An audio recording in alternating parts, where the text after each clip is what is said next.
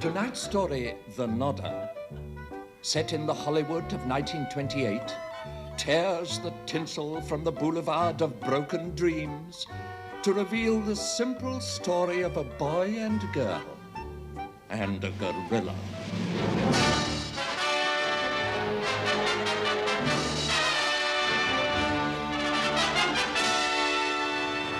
Unknown, on this guided tour of Glamour City, we bring you to the Colossal Perfecto Studios.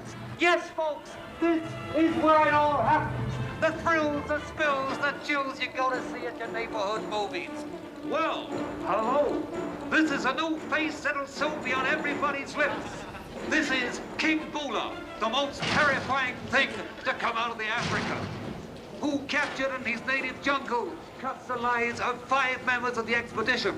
Break your previous record set by Tallulah Bankhead. Remember the name, folks, King Bula. 250 pounds of mean, moody, and magnificent muscle go to make the Barrymore of the beasts. Excuse me, Miss Ridgway. I couldn't help noticing that you're probably upset about something. Would it help to talk about it? That's very kind of you, Mr. Mulliner, Wilmot Mulliner. Mabel Ridgway. Well, now, see, they're adding sound to this new film I'm working on. And I offer, as a special favor and at no additional cost, to imitate the call of the cuckoo which they need, and which I have imitated in every theater on every circuit in the land. Oh? I had the honor to be a bird imitator in vaudeville. And when I do it, the director says I do it wrong. The hound? He says the cuckoo goes cuckoo, cuckoo. Whereas everybody who studied the subject knows what it really goes is woockoo, woockoo. Well, absolutely. It's a definite w sound. Like that. Exactly like that. You seem like a very sensitive kind of a person, Mr. Mulliner. Tell me, you in the business? Yes, I'm on Mr. Fishbine's staff. Really?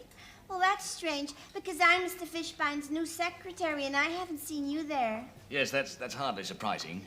Are you an executive? No, I'm known in the business as a nodder. A nodder? You forgive me, Mr. Mulliner, but I have not worked this side of the industry before. Well, let me try and explain. Mr. Fishbine, as head of the studios, has his 2 top yes men. They have first say, naturally. Then he has his vice, yes, sir. Then his juniors, yes, ma'am. And finally... The nodder. Excuse me for saying so, but it does not sound like much of a job. They also serve who only sit and nod. I guess so. Could I tempt you to a little something? A chocolate gâteau à la Clairabeau, perhaps? Thank you, no. I've just finished 2 Metro-Goldwyn macaroons. We Impressionists must keep our vocal cords free from too much glutinous matter, you know. Well, perhaps before you go, you'd give me that rendering of your impersonation of a cuckoo just once more. Well, certainly. Or perhaps, for a change, you would prefer to hear the liquid notes of the Baltimore Oriole. I should be delighted. Very well. The Baltimore Oriole. You will notice that I use no mechanical contrivances of any kind, and that the mouth is completely free from all flutes, whistles, and kazoos. The Baltimore Oriole.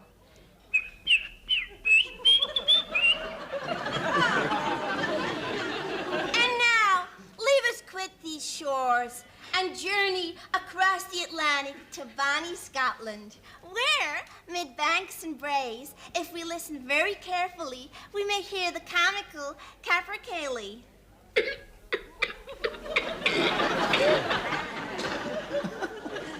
So much for the Emerald Isle.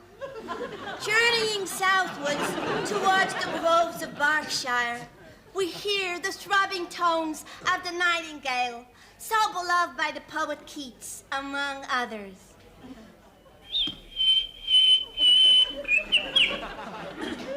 How wistful he sounds, and no wonder, for he is bidding farewell to his native soil and emigrating to the dark continent of Africa, only to be attacked by the killer cockatoo.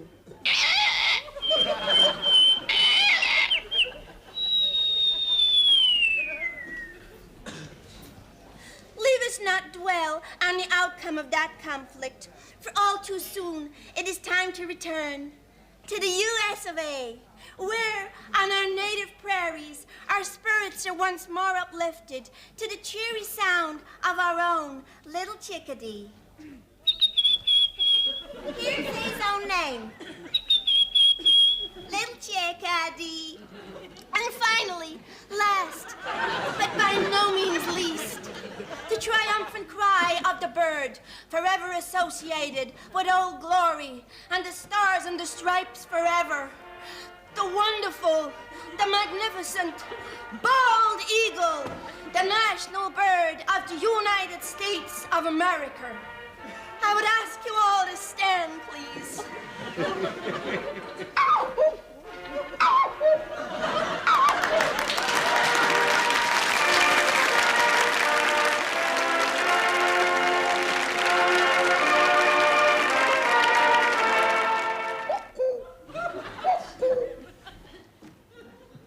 I'm sorry, Wilmot. I appreciate the honor you do me by proposing marriage, but I'm afraid I'm obliged to hand you the frozen mitt. The man that I marry must be a giant among men in word and deed. He must be able to fight a duel, tame a tiger, wrestle with Heather Hopper. But another? No, Wilmot. What was that? That was a cry of wordless grief. Strange. It sounds not unlike the mating call of the Burma peacock. Listen. You see the resemblance? I'm sorry, I'm too overwrought to give any kind of critical appraisal, Mabel. I know it's true I've done none of the things you mentioned, but they never seem to have cropped up. Can you deny me the chance to prove myself? I see your point of view, Wilmot. Listen, here's what we'll do. We'll become provisionally engaged. Until such time as you're able to prove yourself a real man. Oh, Mabel, you've made me the happiest nodder on the lot. Thank you, Wilmot. And now, I have to go and put out the pads and pencils. Remember, we have a story conference with Mr. Fishbein at 10:30. I'll be there. And don't worry, I'll show you what I'm made of. I'll show her. Yes. But how? How? How?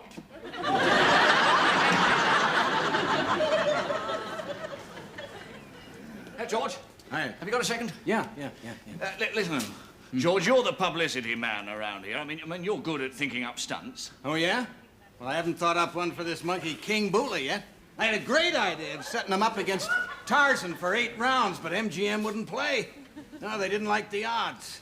What's your problem, Wilma? Well, George, I've just got engaged to Mabel Ridgway, you see, but only provisionally until I can prove myself.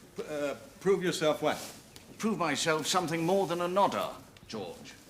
You see, what I need is a stunt that'll make me look like some kind of He-Man hero in Mabel's eyes. You? Hmm? That won't be easy.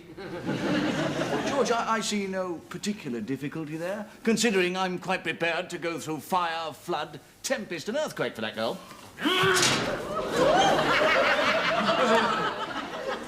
No need to get carried away, George. I mean, there's no sense in taking stupid risks. I see. You mean you want something dangerously safe? George, I know you'll think of something. Good morning, boys. Good morning, Mr. Fishbein. Good morning, Mr. Fishbein. Good morning, Miss Ridgway. Okay, boys, sit down. I don't want to have no standing of ceremony. Okie doke, so let's get to work, huh? Where did we get to the last time, Miss Ridgway? Conference on the storyline of Delancey of the Frozen North, freely adapted by Isidore Q. Fishbein from Rebecca of Sunnybrook Farm. Cabot Delancey, the only son of an old Boston family, has gone to try to breach the North Poke. Oh, that's reach the North Pole. In a submarine, and he's seated on a great big ice. He's seated on a great big ice. What do you think that is? Ice cream? Boyd, honey. Boyd! He's seated on a great big iceberg, and the scenes of his youth are passing before his eyes. What scenes? You didn't get to what scenes. Okay, so that's what we'll start today. Now, what scenes are passing before this fellow's eyes? How about a polo game? Ain't that just like a writer? In the middle of a story conference, he wants to go off and enjoy himself. No, Mr. Fishbein. I mean, how about Cabot Delancey seeing a polo game pass before his eyes? No. Who cares anything about polo? Listen, when you're working on a motion picture, you gotta bear in mind the small-town population of the Middle West. Am I right or am I right? Certainly, Mr. Fishbein. Absolutely, Mr. Fishbein. Yeah. Listen, I got it. This guy's sitting on an iceberg, right? Certainly, Mr. Absolutely, Fishbein. yeah. Okay, so suddenly he seems to see himself. He's always been an athlete, you understand? He seems to see himself making the home run in one of these polo games. Everybody's interested in polo nowadays. Am I right or am I right? Certainly, Mr. Fishbein. Absolutely, Mr. Fishbein. Yeah. Okay, so that's set for one of the visions, but we need two. Now, the other one should be kind of, romantic. So now we'll fix the second vision when we meet this afternoon, 5:30 on the dot. Okay, boys, skedaddle.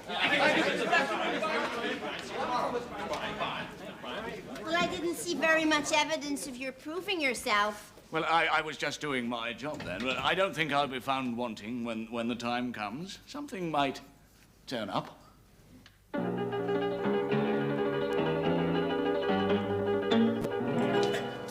Listen, you two, I have got a great idea. Now, listen to this, because George's ideas are always terrific. Go ahead, Mr. Pybus. All right. Now, it all started with Luella Benston. You know, she's starring in Flames of Africa, and she's going to get married soon, right? So, I suggested that she get married in the gorilla's cage. George, that's a terrific idea. Great publicity. But she turned it down. So, I'm going to let you two kids do it.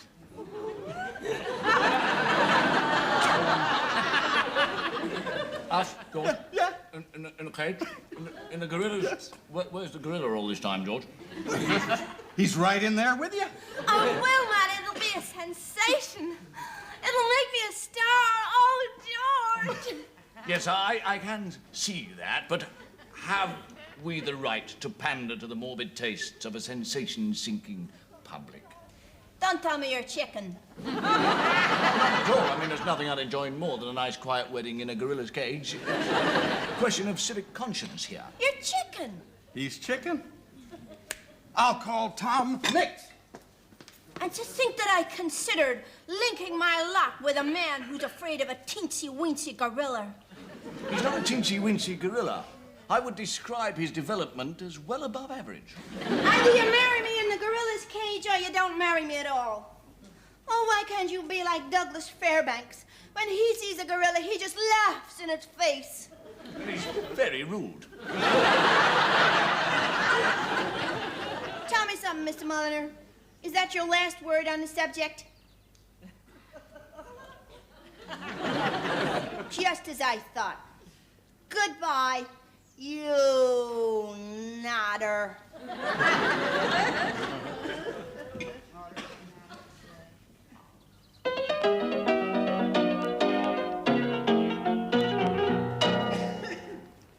Well, old chap, have another one. Compliment of Wilmot Mulliner. That is Wilmot Mulliner, W-I-L-M-O-T. Yes, try and make a note of that, would you? And don't forget the face, would you? One scene never forgotten. That's left profile. No, that's the left profile, right profile, and of course full face there. Wilmot, what are you doing? I'm just impressing my face and personality on my good friend here, George. Well, why do you want to do that? Well, to make things a whole lot easier when I get married in there, George. Well, but I thought you'd turned chicken and backed out on that. No, I'm quite prepared to go through with the whole thing now. Well, what changed your mind? Well, I remember that old adage, gorillas never forget. That's elephants. Elephants never forget. As far as I know, a gorilla can't even put a name to a face in a mirror. Oh, well, that's terrific, isn't it? That's a complete waste of bananas, George. But it doesn't make any difference now, because I have a great idea. Do you want to hear it? No, thanks, George. I've had enough of your stupid ideas. Thank you. And you. All right, suit yourself. You'll be reading about it soon enough. This idea is a pippin', fella. By 4 o'clock this afternoon, you are going to be headlines. Killer gorilla escapes on lot. All Hollywood terrorized. Now, if that doesn't land you smack in the middle of the front page, I'll be a monkey's uncle. No offense.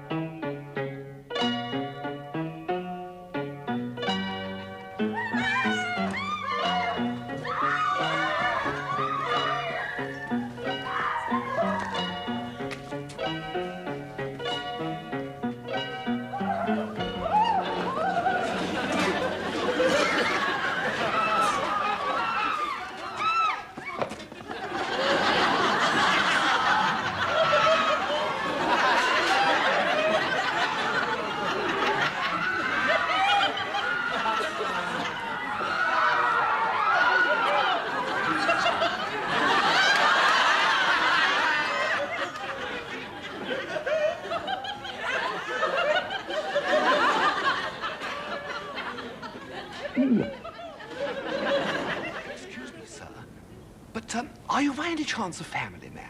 Oh, it's you! Ah, I didn't recognize you at first. Well, before I go any further, I must thank you for the bananas. They were delicious. A little something round the middle about the afternoon quite picks one up, doesn't it? Don't you think? You speak very good English for a gorilla. You know. One never quite forgets the lessons one learns at alma mater, does one? You were an Oxford man by any chance? No, Eton merely. Oh, hard luck. Now, I came down in 25. I've been knocking about a good deal since then. And then a friend of mine in the circus business suggested that the gorilla field wasn't too overcrowded. Plenty of room at the top, he said. As a matter of fact, I've done pretty well at it. Yes. Yes. So, you're not a real gorilla at all? No, synthetic. And you wouldn't tear anyone limb from limb? My dear fellow, my idea of a good time is to curl up with a good book. I'm happiest with my books. Well, I'm delighted to meet you, Mr. Wansley Davenport. Cyril Wansley Davenport. Will Mullen. Ooh. So sorry. Scott, right. Oh, yeah. Excuse me a minute. Right.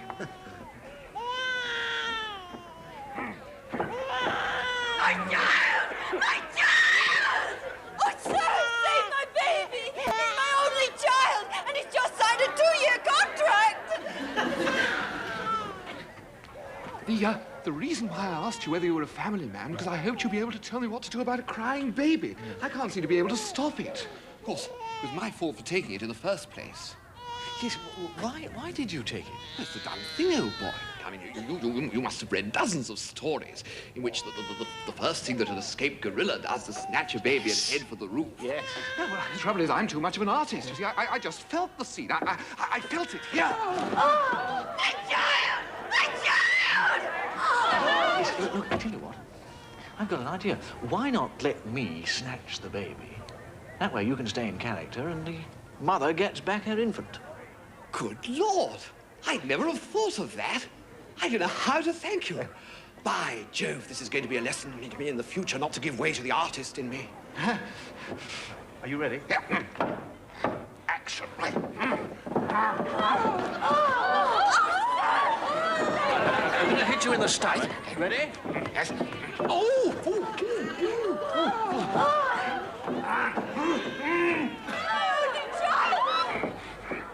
most terribly grateful. My entire pleasure. See you again sometime.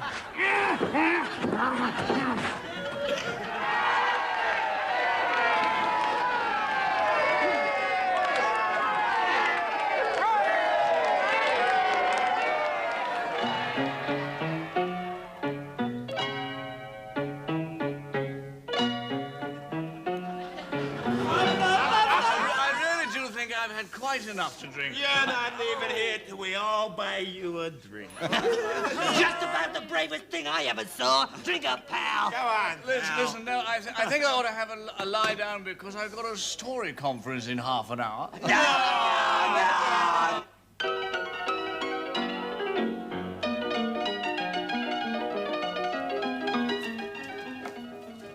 You sent for me, IQ? I sure did, Davitsky. Listen, you know what? Listen, what? King Bula's agent has just been to see me. If he wants a raise, talk to him about the depression. Raise? What worries me is how long he's gonna be white what he's getting. Bula? King of the jungle? 250 pounds of mean, moody, magnificent? No! 112 pounds of skinny actor. But only you and me know that. Plus, one of my nodders, name of Mulliner.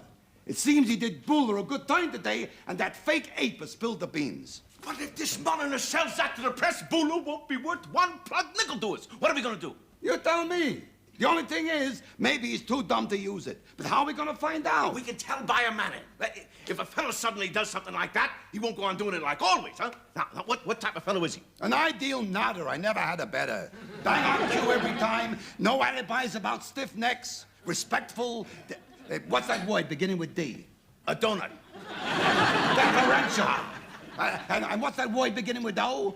Oboe? Obsequious. That's what he is. Respectful, deferential, obsequious. Well, then it'd be easy to tell. If he suddenly ups and starts throwing his weight around, then we'll know that he remembers his Bula's just an actor. And then? We'll have to square him. And we'll have to do it right, too. No half measures. Yeah, I guess it's the only way. Well, we'll soon know there's a story conference just starting. He'll be here to nod. We'll have to watch him like a lynx. Like a what? A lynx. It's a kind of wildcat. Watches things. Oh, I got you. What confused me at first was I thought you meant golf links. Yeah, well, I mean, I want to just let you know that it was my idea. Sit down. Good afternoon, Mr. Mulliner, and how are you? Not at my best, thank you, Miss Ridgway. As your poet Keats puts it, a drowsy numbness pains my senses, though of hemlock I had drunk. Not only hemlock, I'd say. Hello, boys. Hello, Mr. Fishbine. Hello, Mr. Fish. Okay, sit down.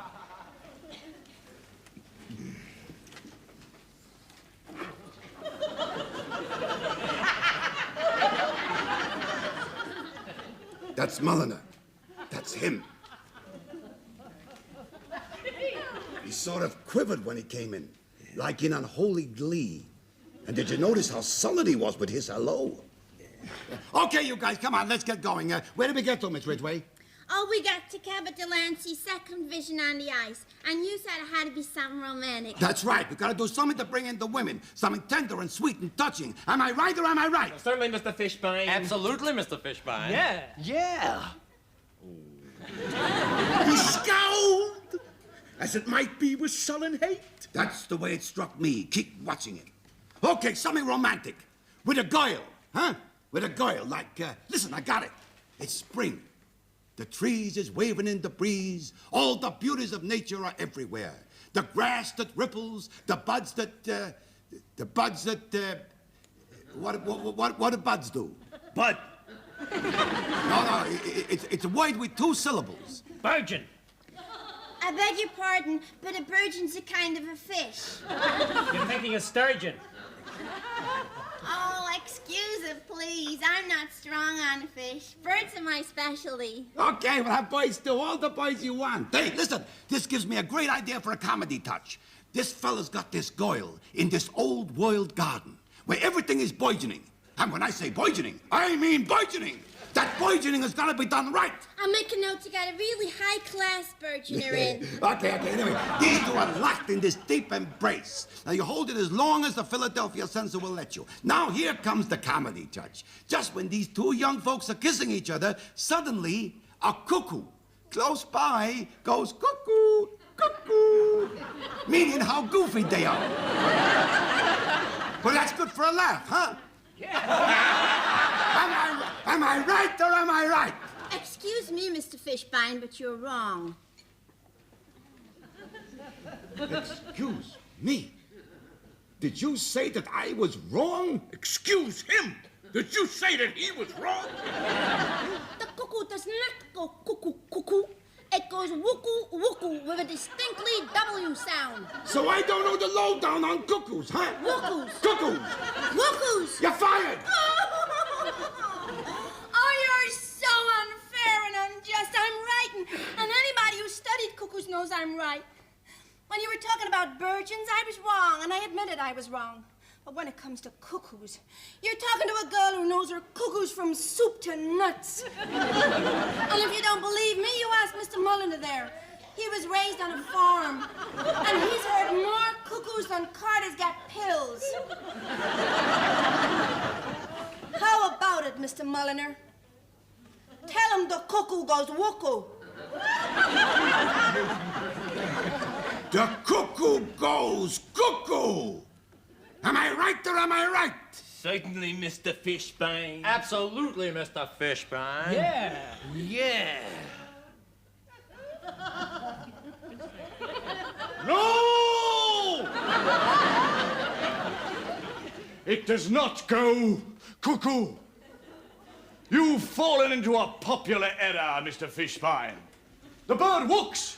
And by heaven, I shall never cease to maintain that it whooks, no matter what offense I give to powerful vested interests. I endorse Miss Ridgway's views entirely. I say the cuckoo does not cook, it whooks.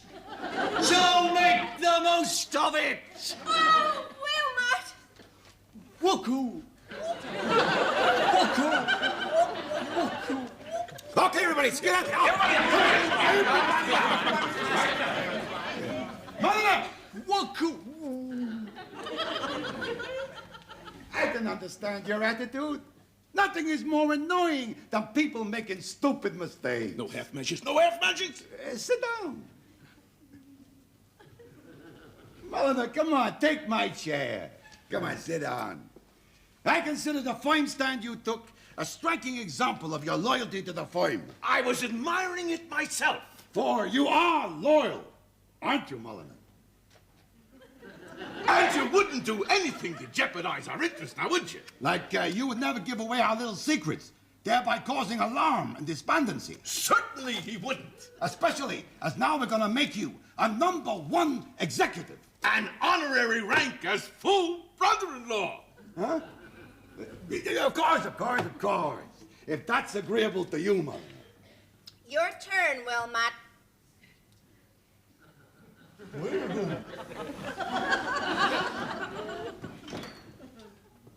Yes, well, that's most acceptable. IQ.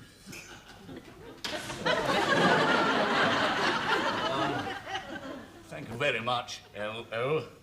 Yes, indeed, of course, there is one thing I shall require Miss Ridgway here to star in a new musical that I have been writing for her based on Audubon's Birds of America and provisionally entitled Bird Singers of Broadway. Well, of course. If that's what you want, Mulliner, the only thing is, Miss Ridgway isn't a star. Don't worry, IQ. She will be.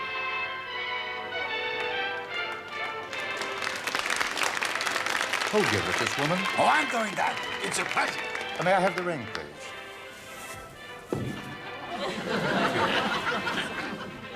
Now, do you, Mabel Grace Ridgway, take this man for your lawful wedded husband? I certainly do. And do you, Wilmot Spencer Mulliner, take this woman for your lawful wedded wife?